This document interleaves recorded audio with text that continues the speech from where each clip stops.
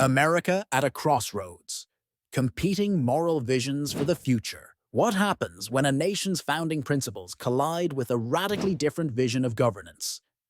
Today, we're witnessing exactly this tension as America's democratic foundations face a profound challenge from within.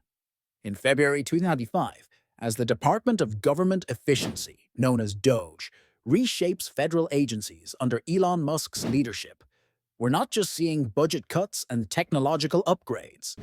We're witnessing the collision of two fundamentally different moral frameworks. John Adams, uh, one of America's founding fathers, articulated what we might call the nation's original moral algorithm, the ethical code meant to guide how government operates. Government is instituted for the common good, for the protection, safety, prosperity, and happiness of the people, and not for the profit, honor, or private interest of any one family or class of men. This wasn't just fiery rhetoric.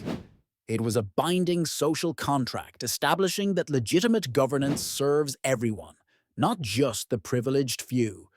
It created a measuring stick for evaluating whether government is fulfilling its purpose, and Adams added that the people have the right to reform, alter, or totally change government when it fails this standard.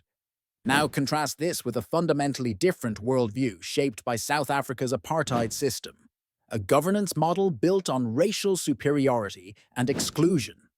This system normalized government serving only certain populations while deliberately excluding others from protection and participation.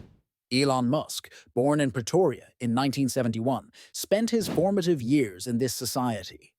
This isn't just biographical trivia. It represents exposure to a profoundly different understanding of how power and social hierarchies function. Today, these competing visions intersect as DOGE implements sweeping changes across federal agencies. Since January 20, we've seen thousands of federal workers receiving termination notices, housing and urban development offices experiencing unprecedented upheaval, and USAID teetering on the brink of dissolution. The administration presents these changes as necessary efficiency measures.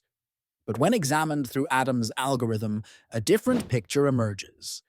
Adams established that government exists for universal protection and common prosperity. Yet, DOGE's changes primarily dismantle services that protect vulnerable populations, housing assistance, tax enforcement, and international aid. Adams rejected government serving private interests. Yet DOGE's leadership consists largely of individuals with direct ties to Musk's corporate empire, implementing policies that benefit specific industries while reducing public services. Adams emphasized the happiness of all people. Yet these changes are projected to reduce GDP growth by up to 1%, with economic hardship concentrated among federal workers and communities dependent on government services. This isn't merely about policy preferences. It's about competing conceptions of what government should be and who it should serve. Is efficiency measured by budget reductions and technological upgrades, or by how well government fulfills its original purpose, protecting everyone's safety, prosperity, and happiness? Is government legitimate when serving primarily corporate interests and the already privileged, or only when it provides protection and opportunity across all segments of society? Throughout our history, America has faced similar moments of tension between inclusive and exclusive visions of governance. During Reconstruction, the New Deal, and the Civil Rights era, we've grappled with the question of whether government truly serves all people or primarily the privileged few.